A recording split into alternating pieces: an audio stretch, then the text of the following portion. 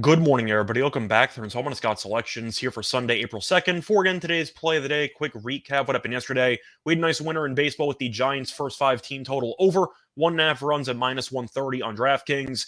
Game went the way that I thought it would. I thought that Clark Schmidt would be terrible once again because he's not very good as a pitcher, and I thought that he'd hang a couple of off-speed pitches to some of the San Francisco batters, and I thought that the left-handed batters might tee off against him, and they did. Ended up seeing 2 home runs in the first five. You had Jock Peterson who homered, and you had Crawford, and Crawford was the game-winning home run for us as he had a 2-run homer. But anyway, the point is Schmidt, not good, and he wasn't good yesterday. Nice, easy winner for us, and we're going to look for another winner here on Sunday. And for today's play of the day, going to pivot back to hockey, going to look at a matchup between the Flyers and the Penguins, taking place at around 6 p.m. Eastern Time. And for this match, we're going to take the Penguins to win in regulation at minus 140 on DraftKings. Time recording of 1:30 a.m. Eastern Time. Covering is why I'm going to take the Penguins to win regulation. First reason, shopping around 140 is a good price. You can find the same exact bet at minus 170 on FanDuel. So you're saving 30 cents, no questions asked, which I'll gladly do every time. But look at the home road splits here. The Penguins have been pretty good at home, while the Flyers have been awful on the road. The Penguins are 21-17 straight up at home, while the Flyers are 12-24 straight up on the road. So I'm not exactly sold on the Flyers' chances in this game based on how bad they've been in opposing arenas all season long. Plus, motivation is going to be a main storyline for most hockey games because we're in the final couple weeks of the season.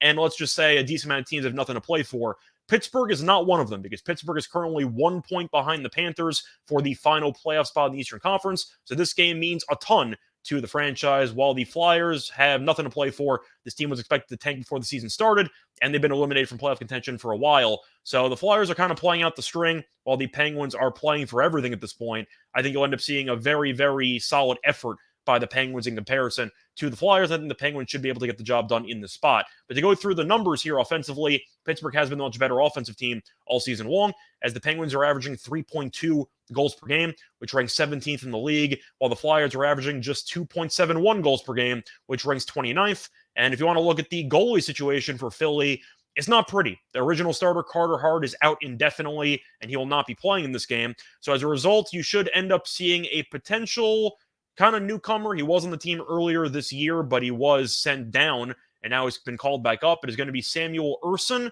Maybe it'll be Sandstrom, but I doubt it because Sandstrom played yesterday. Wasn't very good either. Gave up 6 goals on, I believe, 29 shots. But Ersson has not played since February 25th. Gave up 7 goals to the Devils. They sent him down, and now he got called back up because Carter Hart is out.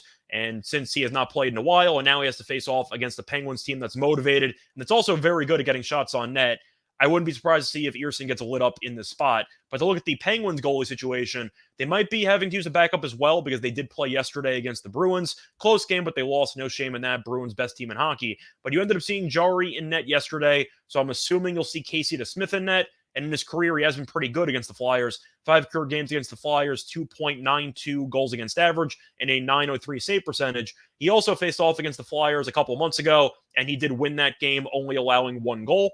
And to go through the recent numbers between these teams, even though it is a rivalry, technically one team has dominated the rivalry over the last couple of years, as the Penguins are 6-1 straight up in the last 7 meetings. They already played 2 times this season, and Pittsburgh won each of those 2 meetings by at least 3 goals. To simply put, you have a Pittsburgh team that has a lot to play for against a team that has nothing to play for, a team that actually has a somewhat usual goalie in net, probably with the Smith, while the Phillies going to have to scramble and use a guy that they recently called up because of injury.